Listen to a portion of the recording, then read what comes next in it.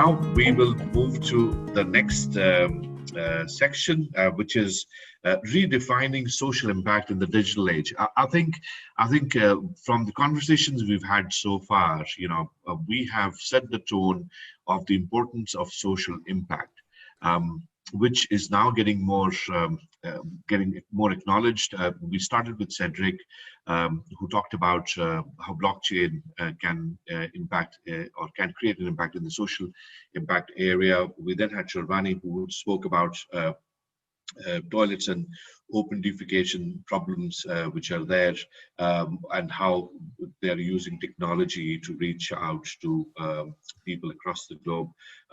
We also talked about some of the social problems that exist regarding the problem of toilets. And then we had Namita talk about women or adolescent teenagers, females, and their problems and how their app helps. So we've highlighted the importance of acknowledging the social impact. And I think, Sharvani, you had mentioned about this, that it's no longer about people are not acknowledging what happens in India or China or Kenya, but the acknowledgement is there. And now the next section we are going to talk about, but how are we bringing in more technology in this space? And this is going to be a roundtable discussion, and I would like to call upon three esteemed experts from this area.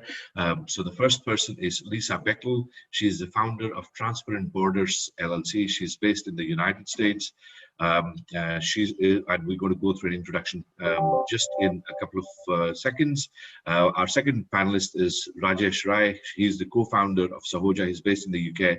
And then the third person, who I've known for many years, and we've also partnered on several stuff. His name reads like a complete address with the country, postal code, etc. In short, we call him LV, and I'm going to let him introduce as well. So he's the co-founder and CTO, Real Variable. LV, just for the fun of it, we will get you to speak out your complete name, but let's start with Lisa first. Great. Well, thank you so much for letting me be part of this panel today. A little bit about who I am. I come from the insurance and reinsurance side of things.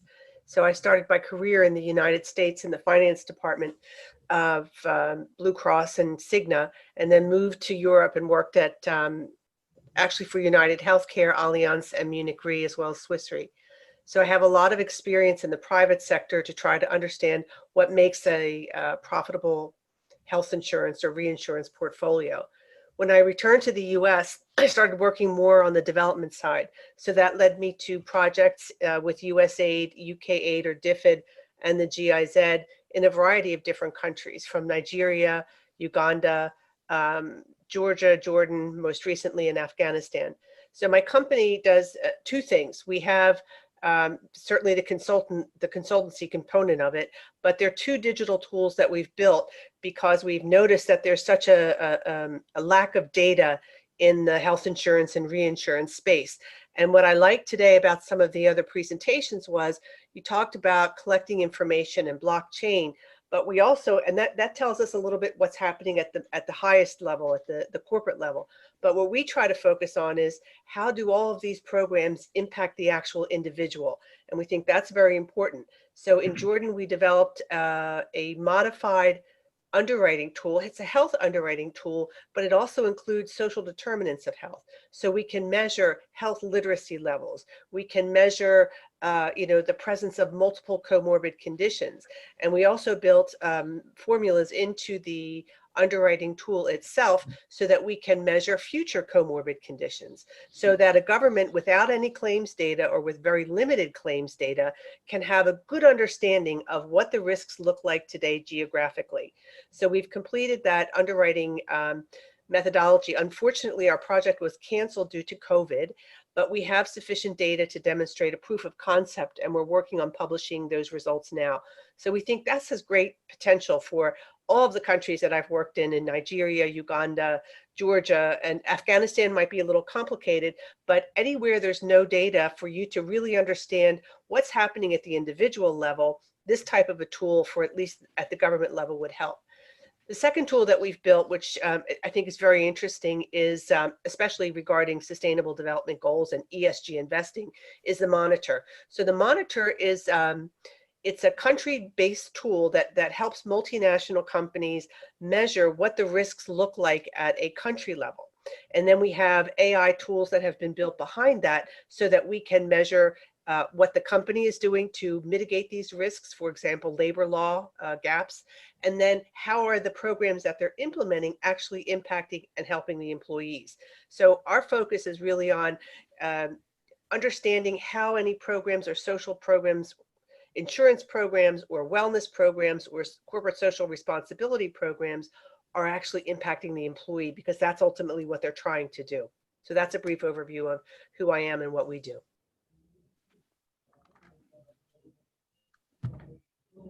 Thanks, Lisa, for the introduction. And now we'll let Rajesh introduce himself about Sahoja. Thank you. Lovely to be here. I love the subject matter that you're dealing with. I think very, very timely. So my name's Rajesh. By profession, I'm a barrister. I'm based in the United Kingdom. I have been a barrister since 1993 and continue to be a barrister. And my specialist field is human rights. And I'm also deputy head of my chambers. My chambers is a civil liberties a set of chambers, and being a barrister and the work that I do, it's exposed me to a lot of work of charities around the world. So I have been a director of a number of charities making significant social impact, in particular in the mediation, international mediation. Now I sit as an expert on DPI, which is a well-renowned international mediation organization based in the United Kingdom. I've also founded a charity in Cameroon, Human Institute Cameroon, dealing with poverty alleviation and education. I've planted in 2007, 2008. I went around sub-Saharan Africa and South India planting trees, and I eventually, in relation, became a director of a listed company on the London AIM stock market, where I was head of renewable energy. And quite recently, I, with two others, co-founded Sahoja. Sahoja is based in the USA, in Atlanta, Georgia. And Sahoja means stronger together. And it is the name of the startup that was launched in March 2020. It is still in its beta phase. And what we are trying to do is we are creating a community of people who want to spread goodness. We do this on 3 digital platforms. The first platform is a social media platform which respects privacy. The second is an ethical marketplace where we promote ethical behaviors. And the third is an impact platform made up of charities and non-government organizations based at the moment in the USA, but we intend to go global with this. What we do is that we bring all 3 platforms together by giving points, and you get rewarded. The community gets rewarded through points if they add goodness to the whole platform, and in this way we spread goodness. And you can donate these points to charities. You can convert them into cash, or you can redeem them with our ethical vendors, and thereby promoting their business. And we are values driven. There are 5 core values that is the DNA of Sahoja. And we love diversity. We are transparent. We create positive impact. We are relevant, and we are generous.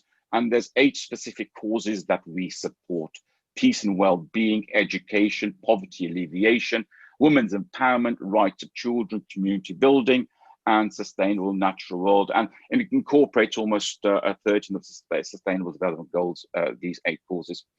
And what we try to do is 2 things. We are trying to use technology to gamify the point system and bring the 3 platforms together. And the second thing that we do is try to align the values of our community with the values of our vendors, ethical vendors, and the causes that we support. That's Sahoja.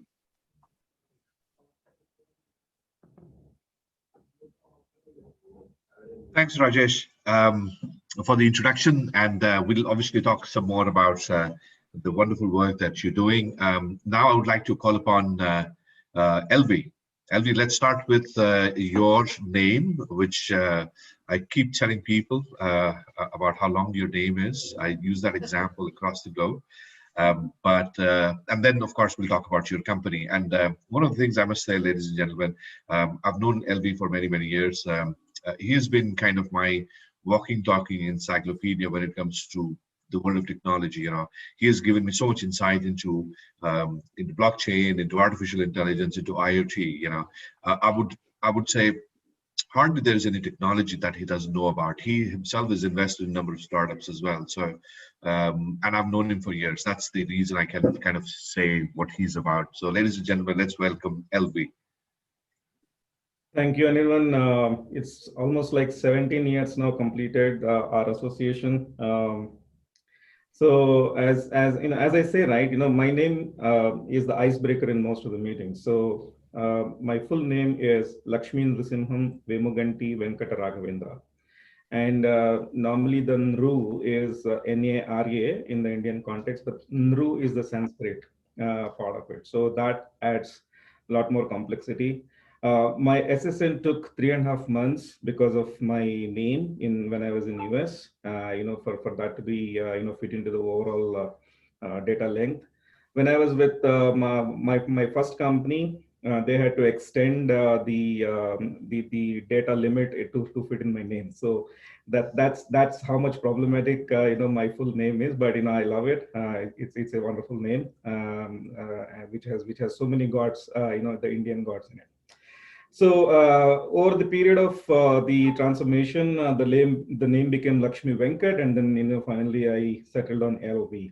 So that's about me and my name. And Anirvan was my first customer when I was in Europe, working for my first company, Tata Consultancy Services. So that is how we started. Currently, I'm a co-founder and a CTO of a blockchain startup, a 3.5-year-old blockchain startup. The name is Real Variable. There is a context to the name that, you know, we want to identify and solve the real variables, you know, for any business problem. So one of the things that, you know, we have kind of, you know, groomed when we were working with the organizations like General Electric is like, you know, problem statement is more important than identifying the solution. So identifying the problem statement is more important than, you know, creating the solution. So that's how, you know, we figured that out. And we believed when we started this company along with my co-founders that data is going to be the key, and providing the trust through the technology is going to define how the operations are going to be happening in the next 20 years, you know, across the globe, because of the advent of different channels of interpersonal communication, business to business communication, business to retail communication. So that was the premise that we started. I've been a techno-commercial, you know, person since my, you know, day one in the professional field, and through this process, we also realized that you know, there are elements of social impact that can be created with the technology as a trust. So that is where, you know, we also bring in blockchain into providing the solutions that have social impact. So through this you know, engagement, I would also discuss you know, a couple of examples in terms of how it would look like, you know, when when the individual is in control of their healthcare data, rather than, you know, the data is sitting in silos in multiple hospitals and clinics. How you know, the individual can have a control on, you know, their business, you know, when they have ownership of their data, and then, you know, they can decide whom to share and what to share. And also, you know, how you know, some of these small and medium farmers who are paid like, you know, 10 to 15 days cycles in a month, how technology is able to help them, you know, bring those cycles to 1 day to 2 days. And also, you know, on-demand payments, you know, for the goods that they supply to the various manufacturers. So that is something that we have done, and we are proud to share. One more aspect is we also believe and working with a number of organizations in terms of promoting the vaccination records on the technology as a trust platform, so that for a better world, having the information in terms of the vaccination record helps in terms of the future health of any individual. So that is the brief introduction about me and our organization. We are a pure play organization that only work on solutions which touch multi-party on the blockchain platform. Thanks, Anirvan. Over to you. Thanks, Elvi. And I think thanks to also Rajesh and Lisa, and Lisa, for you, it's right in the, for us, it's middle of the night. For you, you call it early morning. I still call anything before 6 o'clock as middle of the night. So for joining us, and Rajesh, yeah, thanks for joining us as well.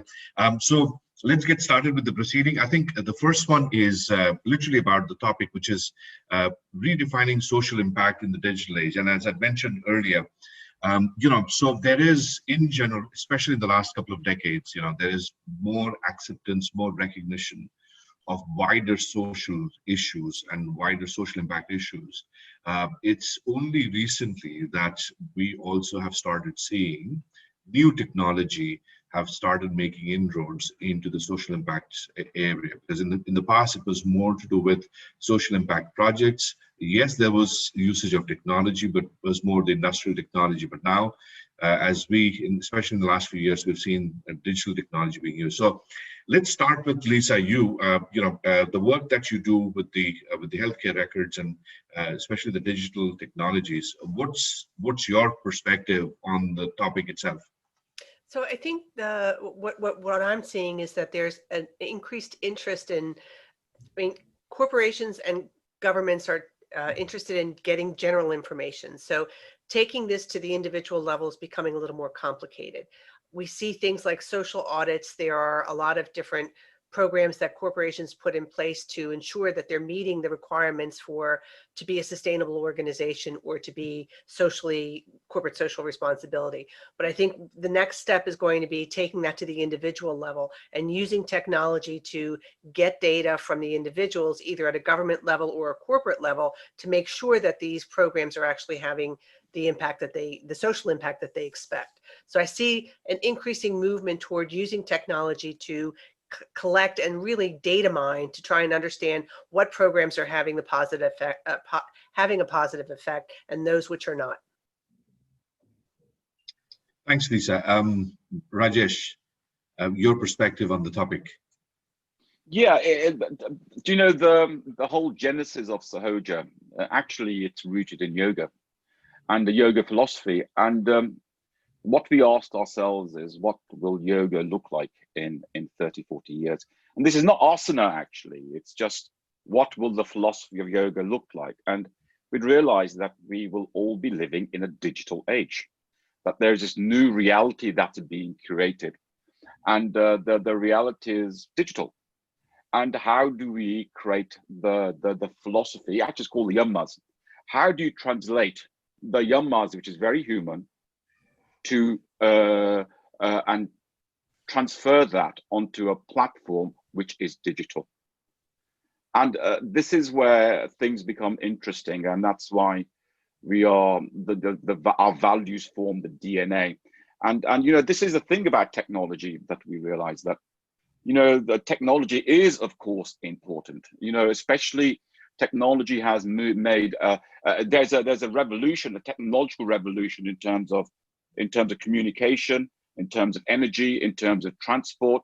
And I know there's a lot of speakers out there saying that there's a convergence of all these three technologies, which is leading us into this industrial age. However, is technology or is social impact moving at the pace of technology? Mm-hmm. And that really is a very important question. If it is not, why is it? Why isn't it? And what we say is because there's the value system of technology is still not there. Nobody's really looking at values, and we're looking at values. And an example I want to use is that it's kind of forgotten. I think it was 5 days ago. It was the United Nations International Day for the Eradication of Poverty. which is, of course, the first sustainable goal of the UN. And in their message on the 17th of October, they said it was a moral outrage, and quote, "In a world of economic and technological means and financial resources that millions of persons are living in extreme poverty." And what they reported was the following, that there's still 736 million people living in below the international poverty line of $1.90. And that was in 2015. Mm-hmm. In 2018, 8% of the world's population lived below that amount. And it goes on. The World Bank in 2020, in their report, Poverty and Shared Prosperity, said that 25% of the world's population lives below $3.20, 40%, that's 3.3 billion people, live below $5.50 per day.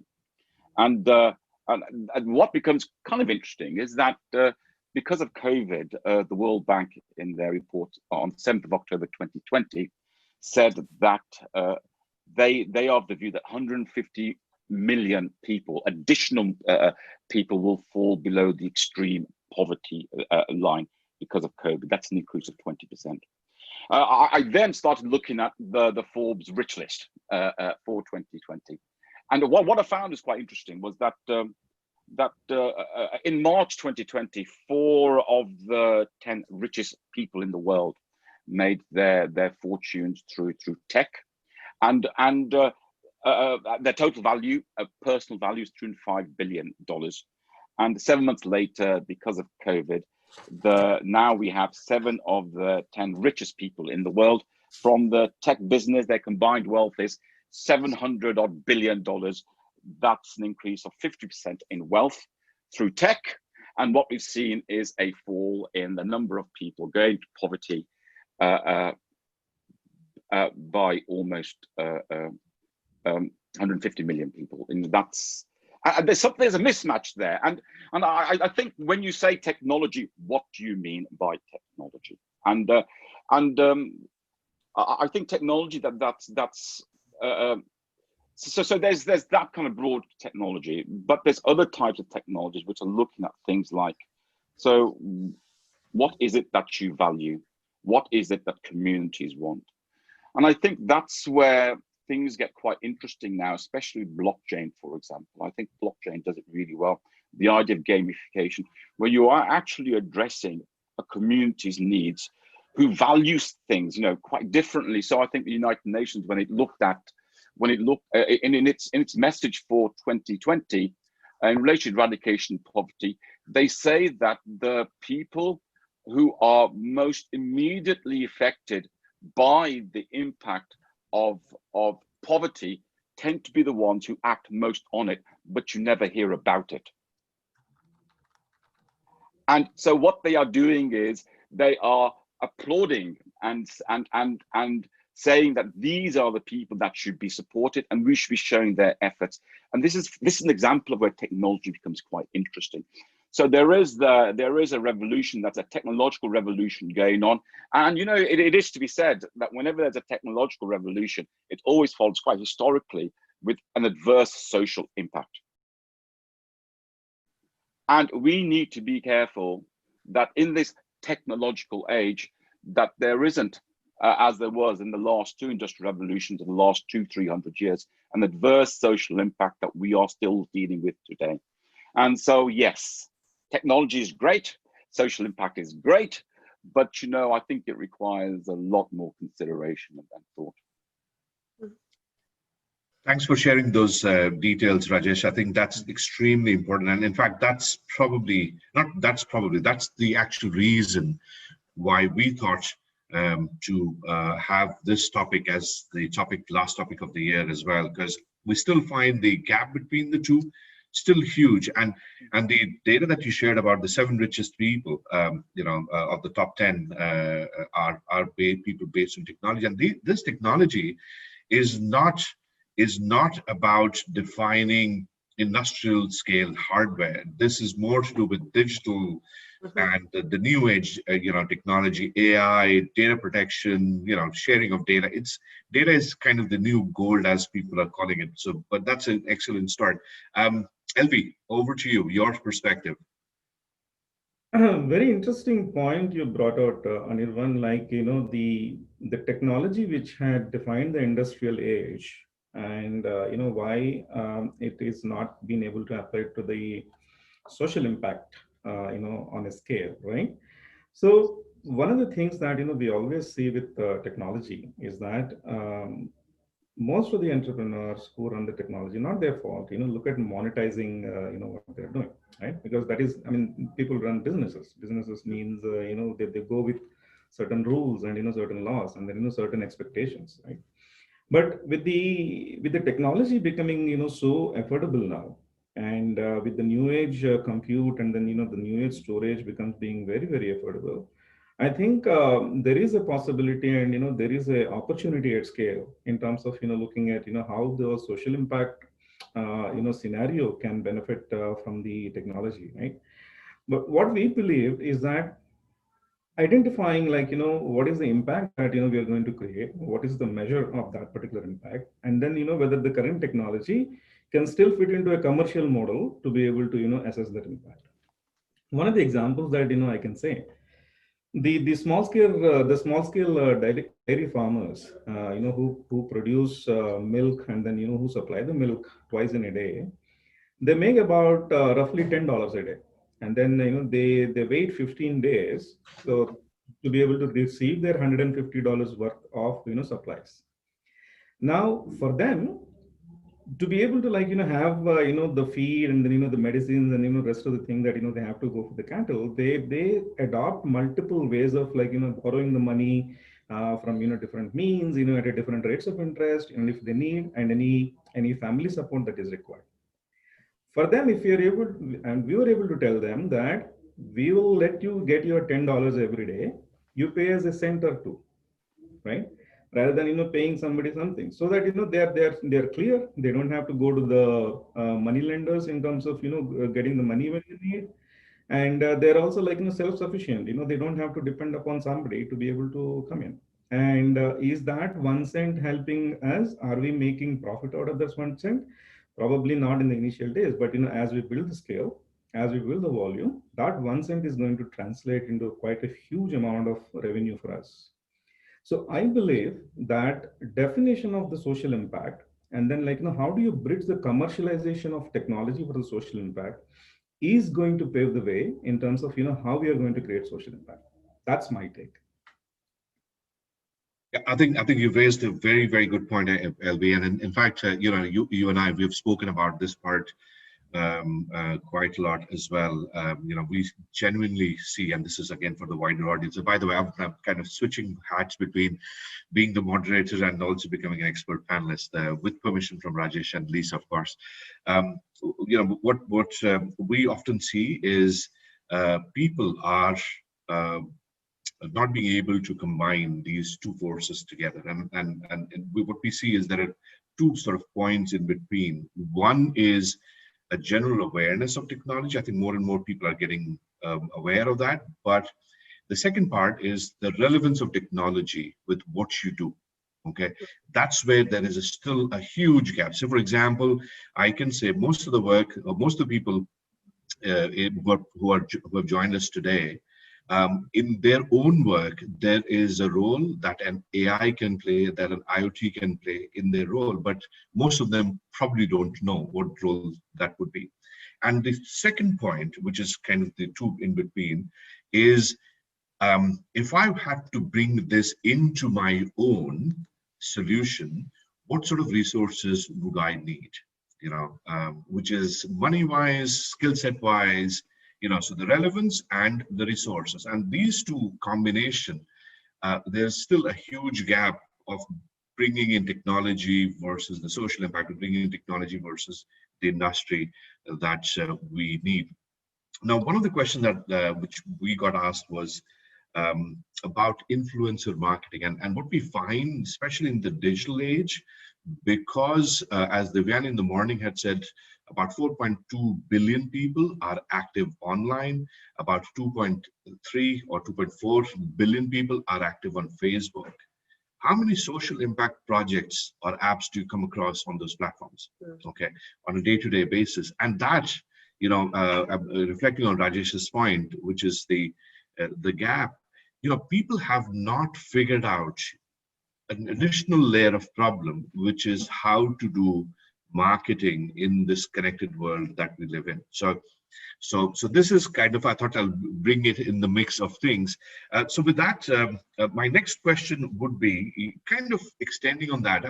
This is my opinion. I also wanted to hear from you guys. We talked about content marketing, social marketing. Let's talk about the marketing side of things in the digital age and how that can benefit social impact versus not.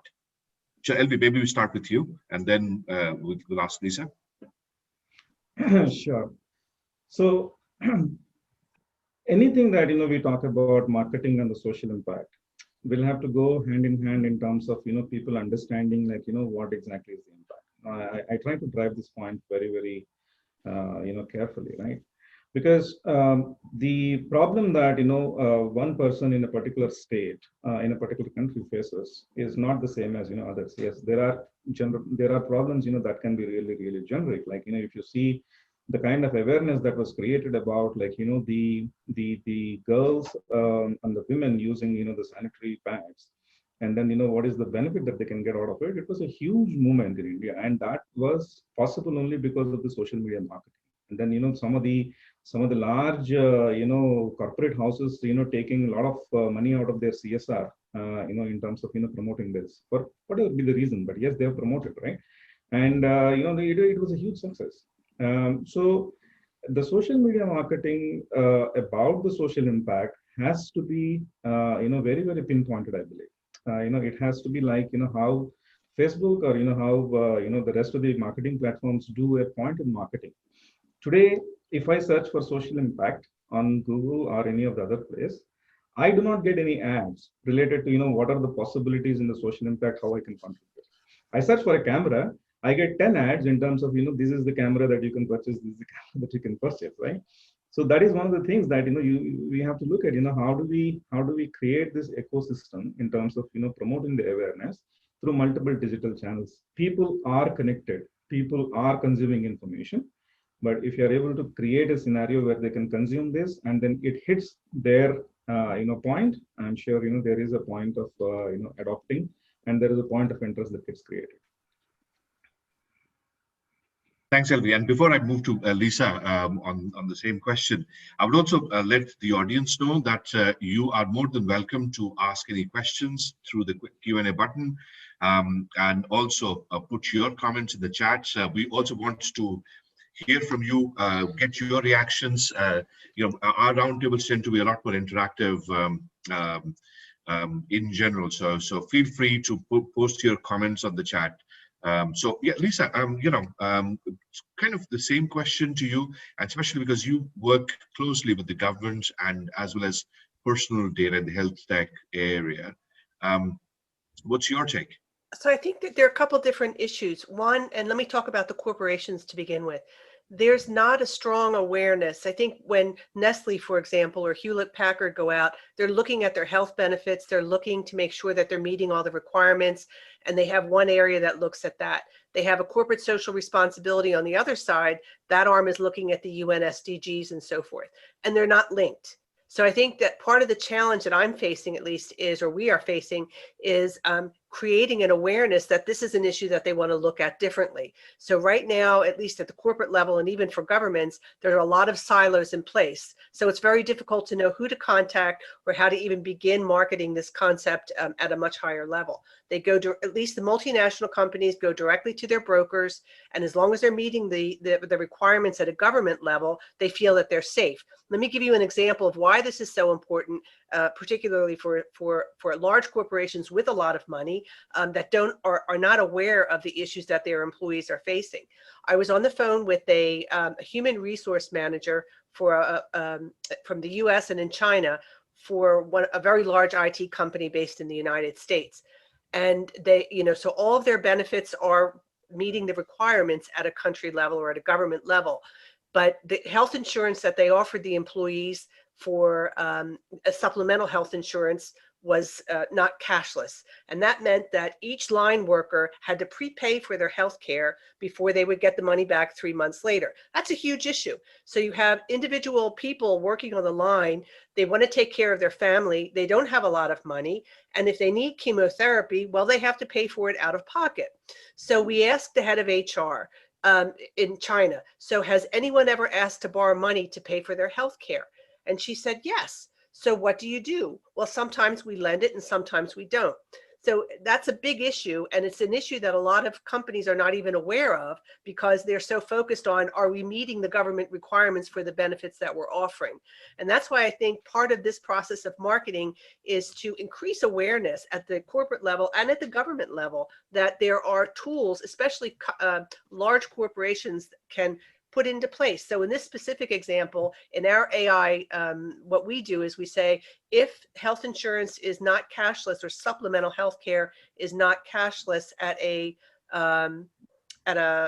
company level, then here's some tools you might want to offer your employees. Here's a loan program that if you've been with us for 5 years, we know you're going to get repaid for or be reimbursed for your chemotherapy treatment. We don't want to put you at risk. So I think on the healthcare side, our marketing issues are a little bit different. We're trying to focus on creating awareness at the corporate level, particularly for multinationals based in the US, the UK, and Germany. They have money to spend on this, but they don't even realize that it's a problem. So that's part of our challenge. So now let's get to our loyal friend from the UK to talk about his take on the topic. You know, it's a very interesting question, and I think my starting point is this: I think the public have lost faith with the digital world. They've lost faith with social media. They've just lost faith. And so, if you're trying to spread goodness, which we are, and I should add, you know, I think Plato said that the most important thing anybody can do is goodness. By the way, that was the height of virtue, he thought. And you're trying to say, I'm spreading goodness. Do you know, I think people don't trust you. And so there's two things. One, I've got to find my market out there. How do I find the people who want to live in a world where they are spreading goodness? And secondly, how do I get them to trust my brand? These two really are the key things, the key challenges that we have to deal with, especially with the consumer, especially with the distrust the consumer has with the digital world that we are moving into. And I think the first problem is a problem of the international communities. It is one for government, and that's regulations is not keeping up with the pace of technology. So we need to look at things like network neutrality, equal access, deal with government political influence on the digital world, looking at monopolies, the use of data, cybersecurity. We need to look at all this at one international community level. And I think the other thing is, you know, how do we, you know, develop trust? So for us, it's just going on about our values. It's not just going on about our values, you know, over time saying to people, you know, look, this is what we are about. And it requires a whole lot of initial expense to say, look, this is what we are. And you find the community finds you in time, but it's a time process. And this is where things like influencers will come into play. And the example I'm going to use is Global Citizen. You know, in itself, you know, trust us, we're doing good, we're part of the world. It's almost diatribe now, but over time, they want to end extreme poverty by 2030. If you said 5 years ago we could do it, you'd think, you know, you're having a laugh. However, you know, organizations like Global Citizen make it seem as if it is possible. They are offering rewards for the actions you take. Rewards is a system that we're using as well. And now Global Citizen has influencers like the biggest groups in the world, Coldplay, you know, supporting them. Once you break that initial barrier of distrust, once you prove what your brand is about, you find that the audience will find you. Value goes to value. You got to actually, you know, create your value proposition without making it about, you know, the things that people don't trust at the moment. I think you raise an excellent point, Rajesh. And in fact, you were there and attended some of the morning sessions as well. And you've seen those people are trying to create a social impact using technology. And you've raised a very, very important point, which is around trust and brand. So maybe we'll start with you on this one. What would you advise them? I mean, where do they start? Where would who start? I think a lot has to do with the education. I mean, this is again my opinion. Education and awareness of what the powers of technology is. The second thing I think would be what I would say, technology is not a binary thing, and I think you've already alluded to it. It's not a binary thing that I'm technological or I'm digital versus non-digital. I think it's a combination of lots of things. It is the technology itself, the technical side of things. It is also the ability to harness the power of technology, and this could be in terms of, can I create an engine with AI, or it is with the more social interaction that we have with people, which is your social media, your influencer marketing, and that awareness, and I call it the power of digital rather than the digital technology. It's the power of digital that needs to be made more aware. Now, the question comes in is, it again boils down to trust, and especially with politicians around the world are not helping either. Some of the trade wars that are currently going on and some of the 5G technology problems that are there, it's not making our jobs easier. But I would say that probably would be a good starting point, which is making people more aware of the power of these digital technology, especially in the social impact area or the CSR or the SDG area, than it was done in the past. I mean, that would be my take. And then I would also like to hear other people. But Rajesh, let's start. If you have anything to add, yeah. Yeah, so again, how do you make more people aware of the power of technology? Actually, if you ask me, I think many people are aware of the power of technology, especially Europe, USA, and even places like India, China.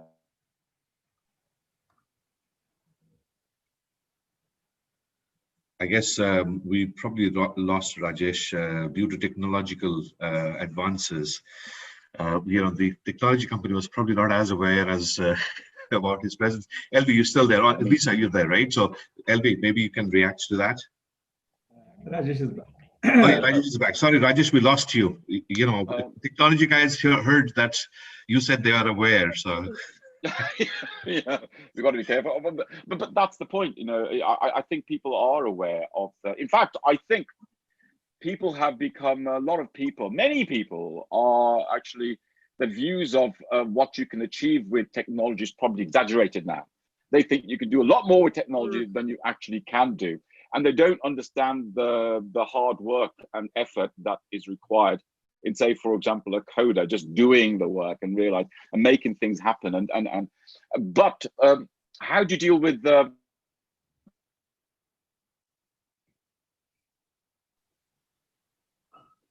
Did we lose him again? So, Yeah.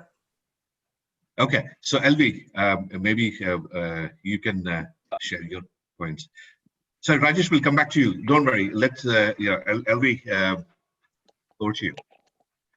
Sure. I would say when I go to the villages and then meet with some of the people, I tell them I run a company and we work on blockchain, or they say Bitcoin, right?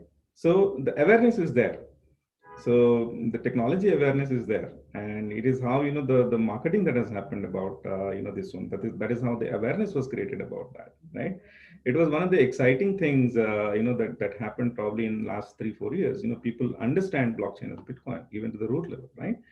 How did it happen? It happened because of the way that the market has been created for that, the way the communications have gone into that, the way that people understood that it can be a scheme where they can become millionaires in about few years. But that's a different subject. But yes, the awareness is there. So if managed properly and if communicated properly, technology awareness is something, you know, which can be adopted, which can be understood very, very seamlessly, I would say. WhatsApp, how could WhatsApp break into this? You know, how did WhatsApp become, you know, such an important tool for communication across the world? Again, it's a technological solution. The way it got promoted, the way it solved the problem, like, you know, why do you have to pay for a SMS, you know, where, you know, you just pay for the data and it's unlimited, right? Still, you know, everybody is happy, business is happy, and the end consumer is happy. Now, you know, there are more and more options that are coming into, you know, utilizing these technologies, right? So coming to the blockchain, people do understand blockchain at a grassroots level today. People do understand artificial intelligence at a grassroots level today. You know, they just do not know that, you know, how that can be helpful for them, you know, because somebody else is using it and they are feeding information to them, right?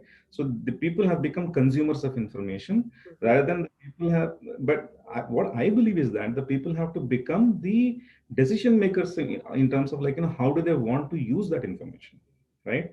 How do they want the information to be rendered to them? How can they use them, right?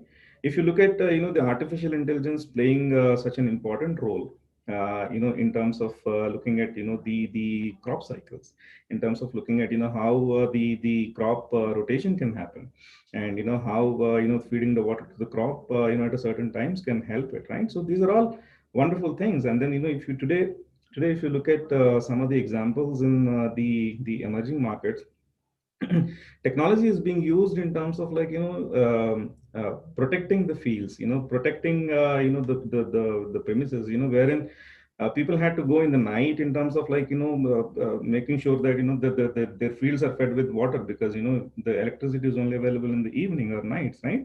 Now all that is gone with this, with a flick of a button on their phone. They are able to do all that. How did they, I mean, how did they come to know about it? It was all about, like, you know, how it was told to them, how it was marketed to them. So all again brings back to the point in terms of, like, you know, the intent to create the awareness for a good social cause is the most important thing, which has to be backed up by, in terms of, like, you know, reaching out to people through this technology. People understand technology if they understand how to use it. That is the way I put it. Yeah, thanks, LV, for sharing that insight. And in fact, I'm going to come back to that example from the sugarcane factory where we had seen an example of WhatsApp being used. But Lisa, over to you and your views on this one. Yeah. So what's interesting is in Jordan, when we developed the first medical underwriting tool that is really an expanded underwriting tool, we are asking to collect personal information from people who are covered under the public insurance in Jordan. And we went into 3 different geographic areas just to see. We weren't sure. You know, we had tablets created. We had the formulas were already built, or the AI was built into the questionnaire, and we were worried that people would be afraid to fill this out. So we spent a lot of time communicating beforehand what the information was being collected for, that it would be kept anonymous. We spent a lot of time communicating the importance of collecting accurate data. And at the very end, we asked them 2 questions about this. We asked, were you comfortable filling out this questionnaire? And can the government of Jordan reach out to you for help in developing programs based on this data? And what was fascinating, I think the USAID said, no one's going to fill this out, but they all did. I mean, we had almost, 99% of the people who completed this very personal information about their health and well-being and family history, which can be very controversial. You know, even admitting that your father has diabetes is apparently a very personal issue. And yet 99% of the people said we were comfortable filling this out and we would be happy to participate in the development of programming. So that told us that, at least with the approach that we used and this extra sensitivity around collecting, ensuring trust with the individuals, we could collect data that could be used to help and improve their health and social determinants of health. So we had a good experience. That's actually a great example. So let's do a compare and contrast on that, right? I mean, you took the example of Jordan, right? But you've been living in the US and you've also worked in other parts of the world. You know, let's do a bit of compare and contrast between the audiences and their interaction with technology. You know, in the US versus in Jordan versus some of the other countries that you've worked in. Yeah. Well, what's interesting is if you go, what we're trying to do with the government of Jordan is to create databases that interact with each other so that they can try and understand what the issues are of different populations. And in the United States, for example, you see Medicare and Medicaid, which is the public insurance here for the sick or elderly and or poor people can have access to health care. And at the end, when they log on, when they sign on for their annual benefits, they have to fill out sort of a wellness form. So they have to ask, like, how are you feeling? And they collect data and information, I guess, to try and help them understand what the risk pool looks like. Now, those questionnaires don't typically include health risks because they have claims data to do that. And what's unique about our tool is that when there is not robust claims data, when you don't have robust coding, which you don't have in many countries, like Kenya, Uganda, Nigeria, their coding systems are very rudimentary and you have fragmented claims data systems. So they're not talking to each other. They don't know what the future risk of CHF or congestive heart failure is. So I think in the US, we see they're supplementing these questionnaires with their claims data. But in the emerging economies, or Nigeria, Kenya, Uganda, Rwanda is another great example. This tool could really help the government understand what the health risks look like, what the emotional well-being is. And that actually in Jordan, the #1 comorbid condition was emotional well-being. And so they know that, and they know now which populations, at least in our sample, are most at risk or don't have access, what their worries are. We even ask them a series of questions about what are you concerned about, so we can give them a hierarchy and they know where to start. And I think that's the big difference between the emerging economies and the more developed ones, with the exception of Germany or a lot of countries that have data security issues. But in emerging economies, they don't have claims data. So we have to supplement that, and we can. I think that's what we learned in Jordan. It's a great tool. Right, and I think some countries have ready acceptability versus some of the other countries. Kind of extending on that thought process, and I'm going to open this up to the audience at this stage. I would also like to hear, because our audience is from different parts of the world, I would also like to hear some of the challenges that some of you are facing with respect to implementing technology in the social impact.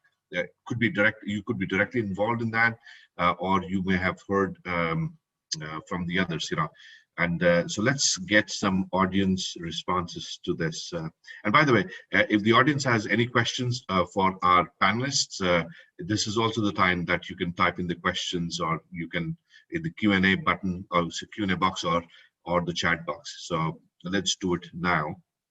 While they are typing in the question, Lisa, let me get come back to you again this one, and then I'll ask LV and Rajesh to respond. In certain countries, especially in the developing or the emerging markets, sometimes it is the initial stages of adopting new technology may be tougher because of the limited awareness which is there. But once they get an awareness, it becomes a lot easier for the government machinery to move if you get the right people aligned at the right time. Probably much more readily acceptable there compared to some of the more developed markets in the West. What's been your experience? Well, from the COVID situation in Jordan, the government has been working with a lot of different organizations like WeChat and to collect and create frequently asked questions. And what I have heard is that they have been responding and reaching out to these. They have faith in the responses that they're getting from the different online tools that they have access to about COVID, where to go, how to access healthcare, signs and symptoms, and things like that. So I think that they're at least there's a growing interest and trust in certain websites, at least, to be able to access information, to understand what the risks look like and where do I go if I need help. So that's always been there. I think it's growing. And, there are a lot of technological companies, like the phone companies. Umia in Jordan, for example, is also participating with the government to share information and push out information on COVID if there's an uptick in a certain area and so forth. So I think there's growing acceptance. We just want to make sure that the information is correct. And I think that's what Rajesh was talking about. You want to make sure that there's trust with the information that you're providing. LV, extending on that question, we've been involved in a couple of projects. For the other audience, we've been involved in a couple of projects together. So what we found was that when it comes to some of the emerging market countries, and especially when it comes to healthcare, the amount of regulation which is there in the Western world or the developed market, the FDA regulations and the some of the European Union regulation makes it very, very difficult for companies to sort of make a swing. Whereas in the emerging market, it tends to be a lot easier. So Ilvi, let's hear from you, and then maybe Rajesh on your Cameroon experience, and Lisa, if you have something to add to that. Sure. I mean, I'll come to the healthcare and the other part first, but I always quote M-Pesa as a wonderful example, which has originated from the emerging markets, right? What did it solve? A person having a feature phone is able to transfer money because security is the biggest risk. You cannot carry money in your pocket because you might there might be vandals like stealing it, right? But still there is a solution where you can transfer money. Wonderful solution, beautiful social impact, right? So coming back, right? So these are the kind of solutions that emerging markets look at. The quick and I would not say dirty, the quick and easy solutions, right? For where the people are what is the most important thing for the people in the emerging markets compared to the Western markets? Like how do I get the food today? How do I sustain my family this month, right? Basic minimal thing that they look at. And then next thing is the well-being of themselves, the well-being of the family, the well-being of the community. So that is the kind of the pyramid structure that we normally see in the emerging markets. And anything that we are able to do in this pyramid through these layers, I'm sure it will hit the right audience. Yeah. Rajesh. Okay, my first exposure to Africa started in around 2006, and I traveled across sub-Saharan Africa trying to plant trees. And by 2008, the thing about Africa at that time was there was what they described as a leapfrog, in technology that you can implement simply because there was no infrastructure to deal with, and so farmers, mobile banking technology, and the adoption of it was kind of beyond, it was more advanced than mine. That's what they did regularly. They had inherent trust with that mobile phone, with its banking capacity, and how you can pay them and frequency of it. Incredible. And then about 2 years ago, I was in North Ivory Coast, and I was looking at setting up a computer education center there. And I did a survey, and it was a place called Tuba, and I was told that maybe 80% of computer were not computer literate. So we did a survey. We did a survey in the center, 1 kilometer, 2 kilometers, 3 kilometers, 4, and we surveyed 500 people. And almost 80 to 90% of those people were computer literate. So they know the internet, they know computers. And the third thing, however, and this is where things get a bit, again, this is where we need to be careful. In Northwest Cameroon, where we have the NGO, about 3-4 years ago, there was civil unrest where people were demanding recognition by the government. The government switched off the internet. And there is no Wi-Fi, there is no internet. And this went on for several months. There hasn't been any schooling now for a year or so. These are the 3 stories I can tell you about the strengths of emerging markets, and also the kind of problems that they may face when it comes down to technology and how they adopt it. Thanks for sharing that. And in fact, this always happens with me. I kind of lose track of time when the topic is as interesting as this one. So because we're sort of literally in the last couple of minutes of our scheduled time, let's do a round of the horn. Any final thoughts on the topic that people can take away, which is how to increase the social impact, the ability of technology being used to create greater social impact? Yeah, so I just got a prompt. So Lisa, we need to start.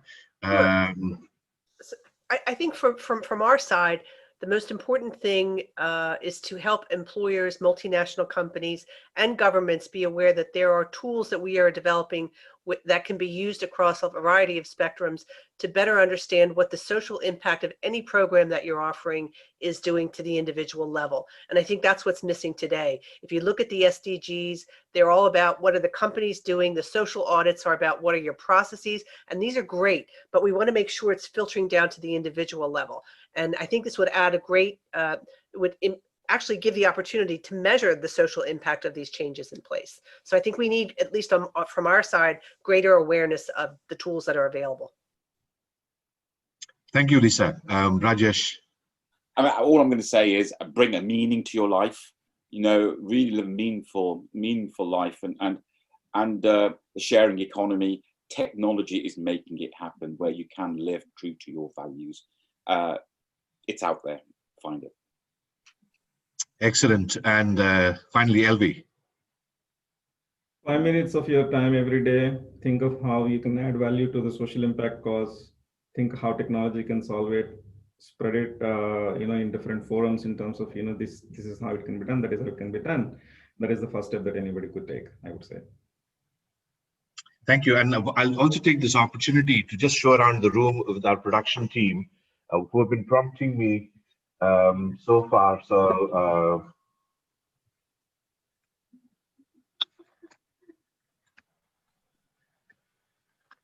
okay, so I guess there are two participants who've raised their hands. If you have questions, can you type it in the chat box in the next few seconds? Otherwise, we're going to wrap up this session. So we will just give them 5 more seconds to see if there are any questions from the audience. There is something. None. Okay. Well, excellent. Thank you so much for joining us today, Lisa, Rajesh, and LV, and sharing your wonderful thoughts. I'm sure there are people in the audience who would like to reach out and have further discussions. I know that you probably amongst yourself would also want to have a discussion and sort of sharing of ideas as well. I think this, especially in today's people who are participating in today's discussion, there is a lot of cross-pollination that can be done, especially creating social impact. So, ladies and gentlemen, let's thank our esteemed panelists here. Thank you. Thank you very much. Brilliant to be associated. Cheers. Thank you for organizing this. Thank you. Thank you.